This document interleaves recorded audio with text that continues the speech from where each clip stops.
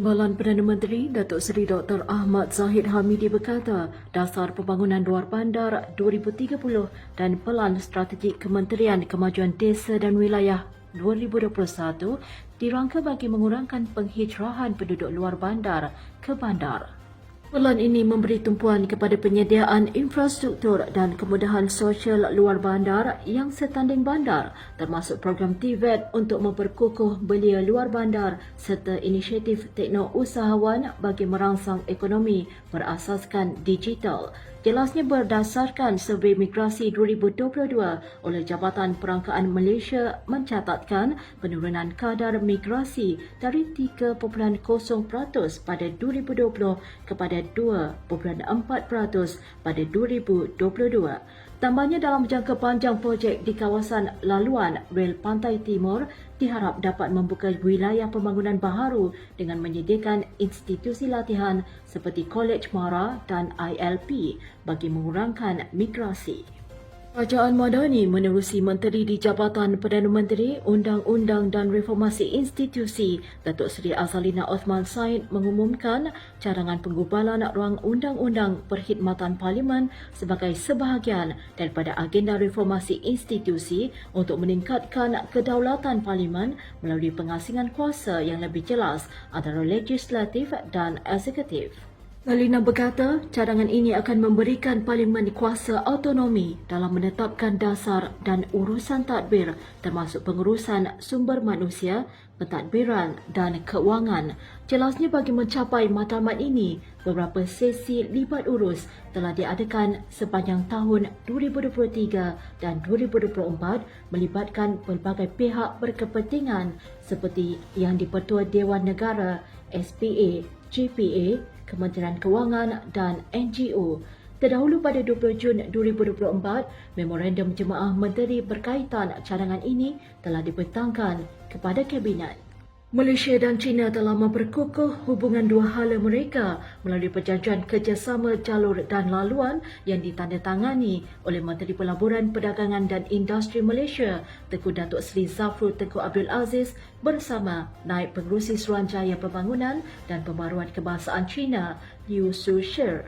Perjanjian ini bertujuan untuk menggalakkan pembangunan berkualiti tinggi dalam sektor strategik seperti perdagangan, integrasi keuangan, pendidikan, kesihatan, budaya, pelancongan, sukan, media serta sains dan teknologi.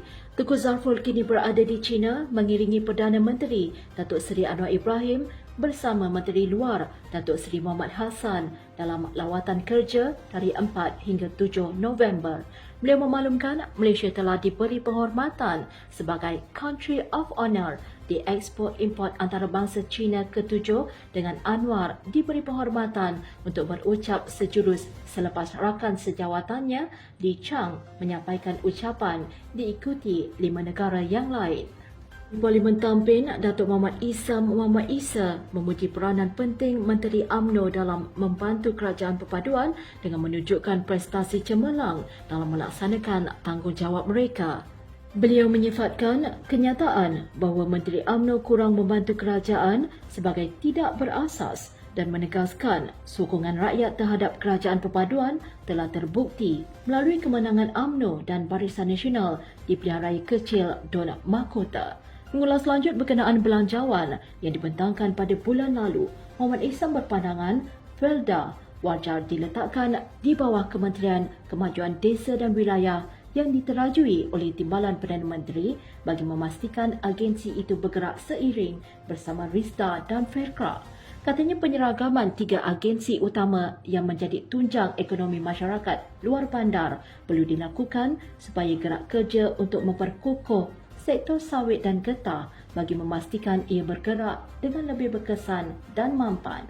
Beliau turut melahirkan keprihatinan meskipun belanjawan madani telah memasuki siri ketiga dan peruntukan keseluruhan Felda akan ditingkatkan hampir 6 juta ringgit Malaysia pada tahun 2025, beliau masih tidak nampak sebarang usaha yang dilakukan oleh kerajaan untuk memperkukuh dan memulihkan kembali Felda.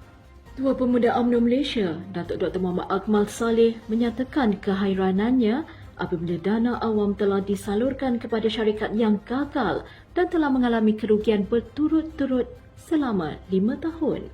Sedar, setiap perniagaan pastinya mempunyai risiko untuk untung dan rugi, namun menyifatkan tindakan Khazanah Nasional Berhad dan Permodalan Nasional Berhad melaburkan dana awam ke dalam syarikat yang rugi 5 tahun sebagai sesuatu yang luar biasa. Terdahulu platform e-dagang Fashion Valley Sdn Bhd menjadi tumpuan berikutan kerugian pelaburan yang ditanggung oleh Khazanah Nasional Berhad dan Permodalan Nasional Berhad sudah menyaksikan kerugian 5 tahun berturut-turut sebelum 2 syarikat pelaburan berkaitan kerajaan itu melabur.